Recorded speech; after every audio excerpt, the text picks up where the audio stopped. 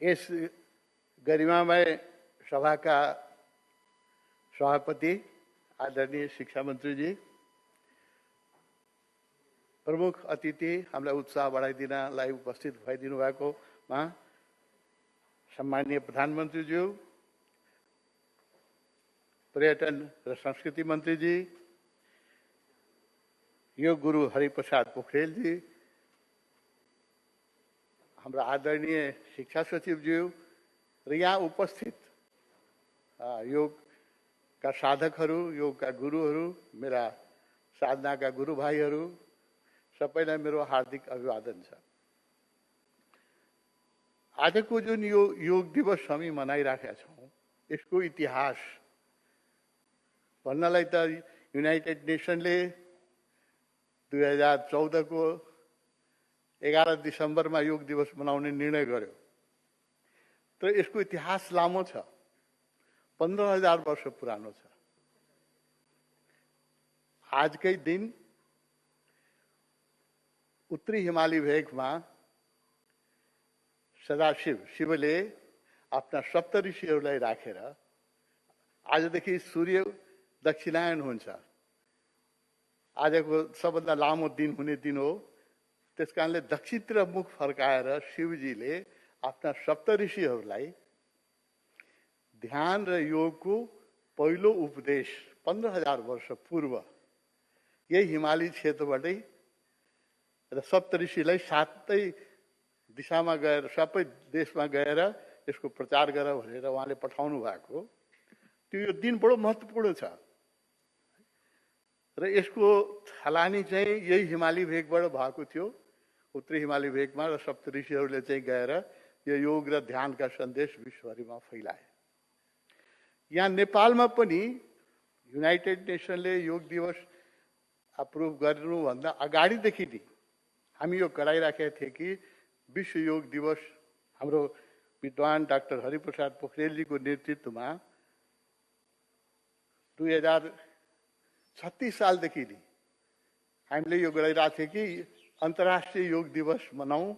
अनेक कन्ट्रीमा हामीले प्रयास पनि गरेँ, तर यसलाई फलीभूत हुनलाई धेरै वर्ष लाग्यो, 36 वर्ष लाग्यो।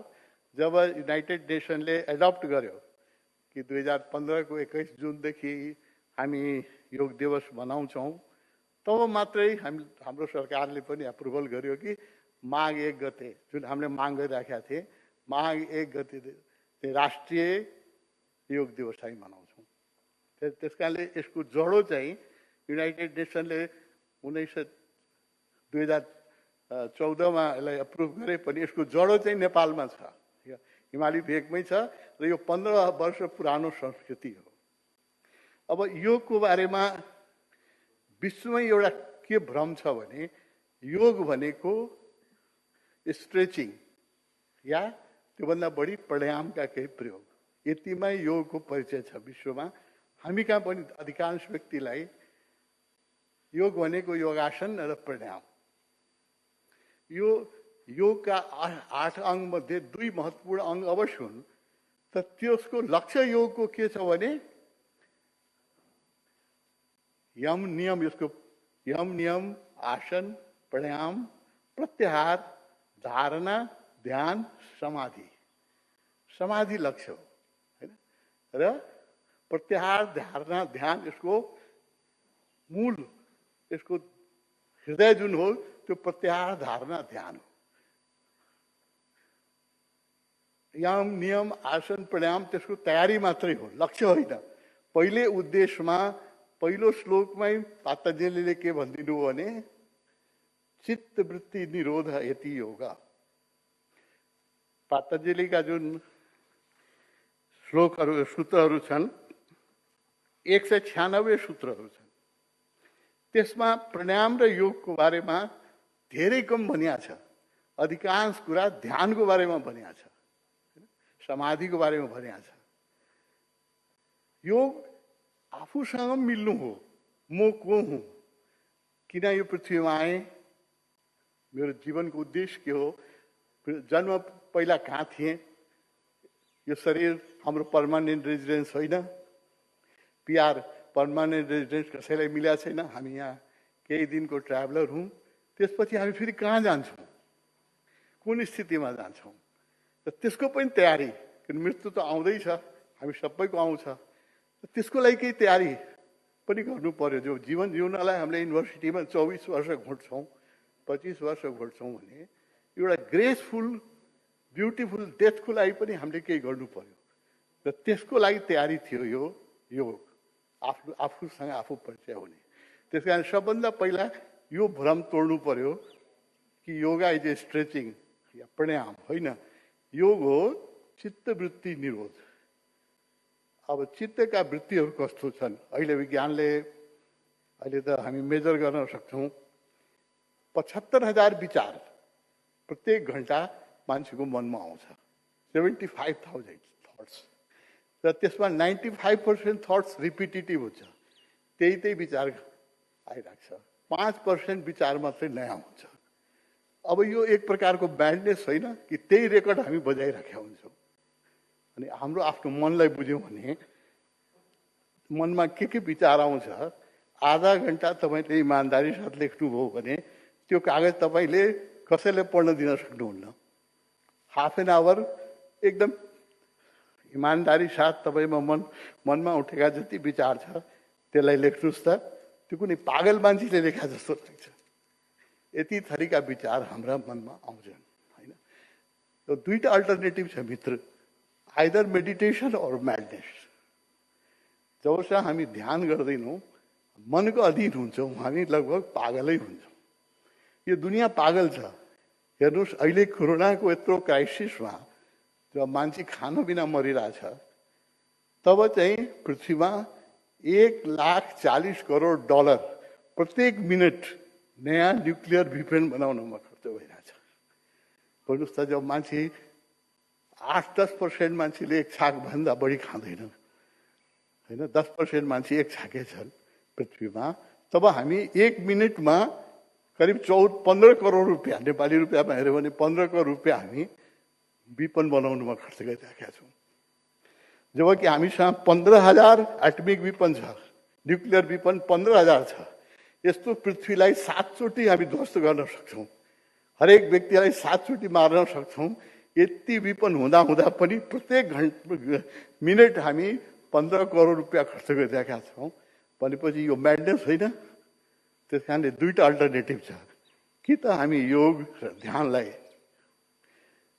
प्रचार गर्नु पर्यो, जीवन पद्धति बनाउनु पर्यो, या यो प्लानेट चाहिँ लाइफलेस हुन्छ। अब यो कोरोनाले पनि देखाइरहेको छ, अनेक प्रकारका विपत्तिहरू म्यानमेड पनि छन्, प्रकृतिसँग पनि हामीले बडो बेइमानी गरेका छौँ, त्यसको पनि फल भोगिरहेका छौँ। त्यस कारणले अब यो पृथ्वीको भविष्य छैन। जसरी हामी बाँचेका छौँ त्यसरी बाँच्यो भने यो प्लानेटमा धेरै दिन लाइफ रहँदैन। यो वैज्ञानिकहरूले पनि हेरेर अब मङ्गल ग्रहमा मान्छेले बसाल्ने भनेर 2150सम्म आदि नेपालको जनसङ्ख्या जति 1.5 करोड मान्छे मङ्गल ग्रहमा बसाउने भन्ने प्रयास सुरु भइसकेका छ। त्यसैले यसो हेर्दाखेरि हामीले के देख्छौँ भने इट इज ए रस अफ म्याडनेस, पागलपनको एक दौडमा सारा संसार छ, हामी पनि छौँ। यो मनको जबसम्म तपाईँ अधीन हुनुहुन्छ, तपाईँ विक्षिप्त नै हुनुहुन्छ। यो मनबाट कसरी चित्तवृत्ति निरोध, यो मनका वृत्तिबाट आफूलाई कसरी स्वतन्त्र गरौँ, यसको साधना हो यो। र यो साधनालाई खालि स्ट्रेचिङ र प्राणायाममा सीमित नराखौँ होइन। अब यो मेडिटेसनको जुन अहिलेको वर्ल्डमा हेर्नुभयो भने यो कोरोना क्राइसिस पछि WHO ले के भनिराखेको छ भने अब ठुलो एपिडेमिक आउँदैछ सुसाइडको, डिप्रेसनको आइसक्यो। लगभग 20-21% व्यक्ति संसारमा डिप्रेसनबाट ग्रसित भइसके होइन। उनीहरूलाई कुनै न कुनै मेडिकेसन, कुनै हेल्प चाहिसक्यो। यसपछि सुसाइडको एपिडेमिक आउँदैछ, किनभने हाम्रा छिमेकी भारतमा मात्रै हिजो मात्रै मैले पढेँ 20 करोड मान्छे अनइम्प्लोइड भइसके, तिनीहरूसँग कुनै काम छैन। उनीहरूले के गर्छ, अब अपराध गर्छ, डिप्रेसनमा जान्छ। त्यस कारणले यो आउने दिनहरू चाहिँ यत्रो खतरनाक छन् कि जसरी हामीले जिया छौँ त्यसरी नै हामी बाँचिरहँला भन्ने आशा छोडिदिनुहोस्। Either we will have to change or we will have to vacate this earth called planet called earth. यो दुईटा भन्दा अर्को विकल्प छैन। त्यसकारणले अब नेपालले यो च्यालेन्जलाई लिनु पर्यो। हाम्रै भूमिबाट जन्मेको ध्यान हो। शिव नै ध्यानको पहिलो गुरु हुनुहुन्छ। जब पार्वतीले सोध्यो यो विश्व के हो, यो रहस्य के हो, तपाईँ को हुनुहुन्छ, शिवले के भन्नुभयो भने जवाब दिनु भएन। उहाँले ध्यानका पद्धति दिनुभयो, 112 ध्यानका पद्धति। के भन्नुभयो भने यसको तिमीले अभ्यास गर अनि तिम्रो प्रश्नको उत्तर आउँछ। जबसम्म हामी ध्यानको प्रयोग गर्दैनौँ मित्र, हाम्रो मनबाट प्रश्न कहिले पनि समाप्त हुँदैन। जस्तो सुकै विद्वानले तपाईँको जति प्रश्नको उत्तर दिए पनि त्यही प्रश्नबाट, त्यही उत्तरबाट हामीले नयाँ प्रश्न बनाउँछौँ। यो मनको बानी हो। यो मनको एउटा अर्को ठुलो रोग के हो भने यसलाई जति भए पनि पुग्दैन। पैसा भए पनि पुग्दैन, मान भए पनि पुग्दैन। हाम्रो यो गुरुहरूलाई धेरै प्रचार गरे पनि पुग्दैन। यो मनकै रूप हो। यो मनको यस्तो रूप हो, यो मन मागे मोर। यसलाई सधैँ अरू चाहिन्छ। यो काठमाडौँका सबै जग्गा एकैजनाको लाल पूर्जा एकजनालाई बनाइदिनु हो भने पनि त्यो मान्छे सन्तुष्ट हुँदैन। उसलाई चाहिँ फेरि हटौरा किटौराको पनि जग्गा ताक्छ, उसले चितवनको जग्गा पनि ताक्छ। यो मनको स्वभावलाई बुझौँ। यो मन कहिले तृप्त नहुने मन हो, होइन, कहिले सन्तुष्ट हुँदै सक्दैन। सुखी मन सिर्फ योगीको हुन्छ। संसारिक व्यक्तिको मन कहिले सुखी हुन सक्दैन। त्यस कारणले योग र ध्यान अब हाम्रो जीवनको यो खालि हामी एक दिन प्रधानमन्त्रीजीको कृपाले हामी यहाँ आएर योगको बारेमा के कुरा सुन्न पाउँछौँ, त्यसपछि हाम्रो जीवन पद्धति यो बन्दैन। It should become our lifestyle. र अहिले यसको खाँचो यत्रो छ कि विश्वमै करिब 30 करोड व्यक्ति, वर्ल्ड पपुलेसनको 4% कुनै न कुनै प्रकारको योगा गरिराखेका छ। र त्यो उनीहरूको योगा बडो विकृत छ। मैले विदेश जान्छु, उनीहरूलाई देख्छु, कसैले कफी योगा गर्छ, कसैले डग योगा गर्छ, कसैले हट योगा गर्छ, कसैले बियर योगा गर्छ। नै योगाका बडा विकृत रूपहरू पछिमा मैले देखेँ। त्यसको यसको जो शुद्धतम रूप हो चित्तवृत्ति निरोध यति योगा, यो सूत्रलाई लिएर हामी जानु पर्यो। चित्तका वृत्तिहरू जुन चलिरहेका छन्, किन चलिरहेका छन्, र यसलाई कसरी संयमित गर्ने, यहाँबाट योगको सुरुवात गरौँ। स्ट्रेचिङबाट होइन। स्ट्रेचिङ त हामीभन्दा सर्कसमा गर्ने मान्छेले बडो राम्रो हामीसँग स्ट्रेचिङ गर्न सक्छ। र जीवनभर स्ट्रेचिङ गरेर शीर्षासन गरेर पनि कोही मुक्त हुँदैन, निश्चित छ। जबसम्म उसले आफ्ना चित्तका वृत्तिहरूलाई संयमित गर्दैन, डिसिप्लिन गर्दैन। योगको सुरुवात पनि मनशुद्धिबाट हुन्छ, मनको डिसिप्लिनबाट सुरु हुन्छ। र पतञ्जलिका जुन 196 सूत्रहरू छ, त्यसमा पतञ्जलिले बार बार के जोड दिनुभएको छ भने अभ्यास र वैराग्य। कृष्णले पनि अर्जुनले धेरै प्रश्न गर्दाखेरि मलाई थाहा छ राम्रो के हो, मलाई थाहा छ नराम्रो के हो, त नराम्रोबाट मेरो निवृत्ति हुँदैन, राम्रोमा मेरो प्रवृत्ति हुँदैन भन्दाखेरि के गरौँ उपाय? अर्जुनले भन्दाखेरि कृष्णले पनि त्यही जवाब दिनुभयो जो पतञ्जलिले दिनुभयो, निरन्तर अभ्यास र वैराग्य, होइन, एभ्री डे प्र्याक्टिस र डिट्याचमेन्ट, होइन। यो हरेक गुरुहरूले त्यही भन्छ। वैराग्य चाहिन्छ एक प्रकारको। यो मनको जुन माग हो, अनन्त माग हो, यसलाई बुझ्नु पर्यो। यो अनन्त माग कहिले कसैको तृप्त भएकै छैन, हुन पनि सक्दैन। त्यस कारण यसको पछाडि दौडेर हामी कहिले सन्तुष्ट हुन सक्दैनौँ। यो बुझौँ, त्यसले वैराग्य दिन्छ। र निरन्तर अभ्यास गरौँ, निरन्तर अभ्यास। अहिले जनक सभ्यताको कुरा आयो, बुद्ध सभ्यताको कुरा आयो। यो हाम्रो बडो गौरवमय इतिहास हो। अहिले यो इतिहासको खाँचो पश्चिमलाई हामीभन्दा बढी छ। इन्डियामा आउने टुरिस्टका आधी टुरिस्ट चाहिँ यो गुरु योग सिक्न, ध्यान सिक्न आउँछ। 50% टुरिस्ट हामी नेपालमा पनि तान्न सक्छौँ। जसरी ऋषिकेशलाई अहिले capital of the yoga, world capital of the yoga भनेर वर्ल्डमा परिचय भइसक्यो, त्यस्तै लुम्बिनीलाई, काठमाडौँलाई, देवघाटलाई हामी meditation capital of the world बनाउन सक्छौँ। र आजको युगमा योगभन्दा पनि मेडिटेसनको आवश्यकता बढी छ, किनभने डक्टरले पनि के भन्यो भने शारीरिक रोग पनि जुन छन्, शरीरमा हुने रोग, त्यसको पनि 80% रिजन चाहिँ मनमा हुन्छ। हामीसँग 7वटा शरीर छ, फिजिकल बडी, अन्नमय कोष, दोस्रो बडी प्राणमय कोष, तेस्रो बडी मनोमय कोष। अब योगको सुरुवात हेर्नुहोस् न, पातञ्जलीले कस्तो राम्रोसँग गर्नुभएको छ। यो फिजिकल बडी, अन्नमय कोषको लागि योगासन, दोस्रो बडी जुन छ हाम्रो प्राणमय कोष, त्यसको लागि प्राणायाम, तेस्रो बडी जुन छ मनोमय कोष, यो सबभन्दा जटिल, सबभन्दा कठिन। मनलाई, शरीरलाई मनाउनु बडो सजिलो छ, शरीरको माग धेरै छैन होइन, सबभन्दा जटिल छ मन। मनोमय कोषको लागि पातञ्जलीले भन्नुभयो ध्यान, धारणा, ध्यान, प्रत्याहार, धारणा, ध्यान, समाधि। यो समाधि त अन्तिम लक्ष्य हो। त्यस कारणले जो मनोमय कोष छ हाम्रो, मेन्टल बडी जुन छ, त्यो सबभन्दा उपद्रवी हो र सबभन्दा जटिल हो। डक्टरले पनि के प्रुभ गरिसक्यो भने शारीरिक रोगका पनि 80% कारण मनमा छ। मानसिक रोग त छँदैछ। WHO को अनुसार 20-21% व्यक्ति अहिले संसारमा यो कोरोना पछि तनावले, डिप्रेसनले ग्रसित भइसके। अब यो बढ्दै जान्छ। त्यो त छँदैछ, त्यो मानसिक रोगको त रुट छँदैछ मनमा। शारीरिक रोग, क्यान्सर जस्तो रोग, ब्लड प्रेसर जस्तो रोग, त्यसको पनि डक्टरले के भन्छ भने यसको रुट 80% रुट चाहिँ मनमा छ। त्यसो यो मनलाई कसरी संयमित गर्ने, चित्तका वृत्तिहरूलाई कसरी शान्त गर्ने, यो चित्तलाई कसरी विधायक बनाउने, यसको विज्ञान हो ध्यान, जो योगको अन्तिम 7औं शिखर हो।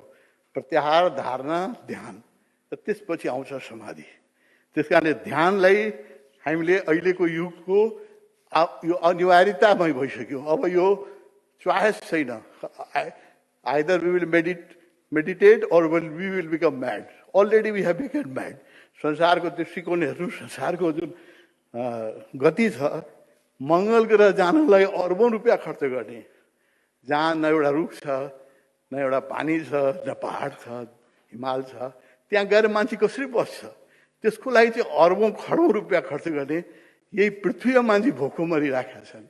यो पृथ्वी चाहिँ उजाड भइरहेका छ। त्यो पृथ्वीलाई बचाउनलाई 1 रुपियाँ खर्च नगर्ने भनेपछि हामी कस्तो पागलपनमा ग्रस्त छौँ।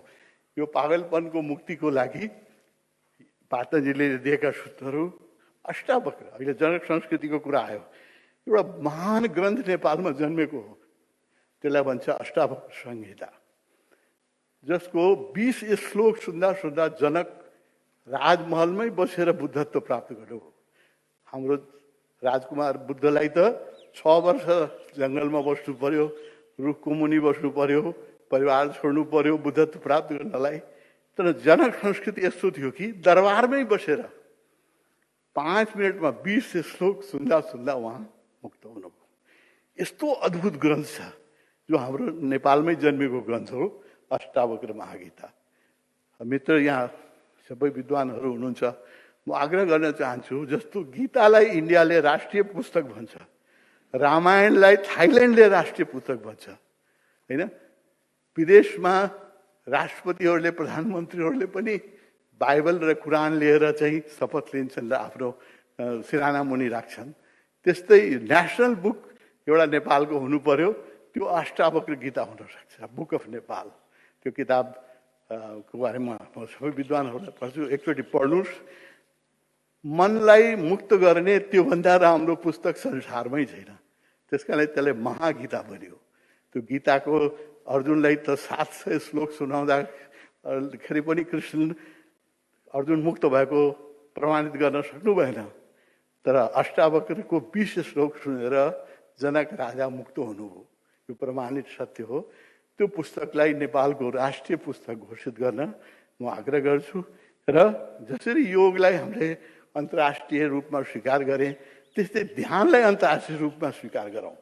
ध्यानको राजधानी नेपाललाई बनाऊँ र एउटा उपयुक्त दिन हामीले, मलाई लागेको त बुद्ध जयन्ती हो, तर कुनै पनि दिन हुनसक्छ, त्यसलाई विश्व ध्यान दिवसको रूपमा हामीले पहिला राष्ट्रिय ध्यान दिवसको रूपमा मनाउन सुरु गरौँ र त्यसपछि लबिङ गरेर त्यसलाई विश्व ध्यान दिवसको रूपमा हामीले प्रतिष्ठापित गरौँ। त्यो नेपालको राम्रो पहिचान हुन्छ, बुद्धप्रति हाम्रो सम्मान हुन्छ र ध्यान आजको युनिभर्सल नेसेसिटी हो। नत्र यो संसार बाँच्दैन। यत्रो स्ट्रेस, यत्रो तनाव, यत्रो युद्ध पिपासा, यत्रो चाहिँ मास सुटिङ, अमेरिका जस्तो देशमा इनोसेन्ट मान्छेहरूले बन्दुक लिएर मान्छेले मारिदिन्छ। We have already become a जनावरभन्दा पनि तल हामी गइसके। यसबाट यो पृथ्वीलाई बचाउनु छ भने ध्यानको एउटा व्यापक प्रचार हुनुपर्छ र हामीले एउटा देखिरहेछौँ सबै रोगलाई जित्ने सबभन्दा ठुलो जो शक्ति हो त्यो हाम्रो इम्युन सिस्टम हो, रोग प्रतिरोध गर्ने शक्ति। औषधिले हुँदैन, हाम्रो रोग प्रतिरोध शक्तिले नै जित्छ। औषधि त्यसको सहयोगी मात्रै हो। त्यस कारणले यो रोग प्रतिरोध शक्तिलाई जागृत गर्नलाई दैनिक जीवनमा योग र ध्यानको प्रयोग गरौँ। मैले एउटा प्याकेज बनाएको छु 30 मिनटको। 10 मिनट योगासन, 10 मिनट प्राणायाम, 10 मिनट ध्यान। त्यो हाम्रो राष्ट्रिय संस्कृतिको भाग बनोस् मेरो आग्रह छ। हरेक व्यक्तिले गरौँ र अध्यात्मलाई हरेक ठाउँमा ल्याउँ। हामी आध्यात्मिक देशमा जन्मेका हौँ, ऋषि लोकमा जन्मेका हौँ र अध्यात्म बिना जीवनको हरेक क्षेत्र खल्लो हुन्छ। एक कप चियामा तपाईँले 1 चम्चा चिनी हालिदिनु भयो त चियाको स्वाद कस्तो हुन्छ? त्यस्तै जीवनमा राजनीतिदेखि लिएर, शिक्षादेखि लिएर, व्यापारदेखि लिएर, इन्जिनियरिङदेखि सबै पेसामा हामीले 10% अध्यात्म जोडिदियौँ भने मिठो हुन्छ। एकदम चिया मिठो भए जस्तै हुन्छ। मेरो आग्रह के छ भने अध्यात्म, हामी आध्यात्मिक देशमा जन्मेका हौँ। अध्यात्म हाम्रो संस्कृतिको एउटा मूल अध्याय हो। त्यो अध्यात्मलाई सबै चिजमा जोडौँ। प्रत्येक व्यक्तिसँग मेरो के आग्रह छ, 30 दिनमा 1 दिन ध्यानको लागि निकाल्नुहोस्, योगको लागि निकाल्नुहोस्। त्यस कारण होलिडे हामी दिन्छौँ हरेक संस्कृतिले होली वर्क गर्नलाई। तर शनिबारको दिनमा मान्छे तास खेल्छन्, बियर खान्छन्, पिकनिक घुम्न जान्छन्, होली काम गर्दैन। मेरो आग्रह के छ भने at least 1 day in every month everybody should spend in a spiritual atmosphere. यहाँ यत्रा गुम्बाहरू छन्, प्रसिद्ध गुम्बाहरू छन्, तपोवन जस्तो आश्रम छ, अरू पनि धेरै गुरुहरू हुनुहुन्छ। 1 दिन हामी 30 दिनमा 1 दिन अध्यात्मलाई दियौँ भने हाम्रो जीवनमा मिठास आउँछ र हाम्रो महत्त्वकांक्षाहरूलाई लगाम लाग्छ र हामीले चाहिँ आफूलाई पनि चिन्छौँ, अरूप्रति करुणा दयाको पनि आवश्यकता छ, त्यसको पनि पाठ हुन्छ। एउटा मित्र संस्कृति, बुद्ध संस्कृतिको एउटा भाग के थियो भने राजा हुनुभन्दा अगाडि उनीहरूलाई गुरुकुलमा बस्नु पर्थ्यो। यो थाइल्यान्डमा पनि थियो, यो बुद्धिस्ट कन्ट्रीमा थियो। राजा हुनलाई 1 वर्ष उसले कुनै मोनेस्ट्रीमा बसेर भिक्षु जस्तो जीवन जिउनु पर्ने हैन। यो हाम्रो मिथिला संस्कृतिमा पनि थियो, यो बुद्धिस्ट संस्कृतिमा पनि थियो। यो दुईटै संस्कृति जन्मेको यही देशबाट यसलाई फेरि ल्याउनु पर्यो र हाम्रा निर्णायक व्यक्तिहरू जीवनका केही समय आश्रम जस्तो ठाउँमा गएर जहाँ कुनै भेद छैन, कुनै स्वार्थ छैन, कुनै महत्त्वकांक्षा छैन, त्यस्तो महत्त्वकांक्षा शून्य र विभेद शून्य, कुनै डिस्क्रिमिनेसन छैन, त्यस्तो ठाउँमा गएर आफ्नो भित्र डुब्ने प्रयास गर्यो भने we will have a better Nepal and we will have a better world. म यति भन्दै आफ्नो वक्तव्यलाई विश्राम दिन्छु। धन्यवाद।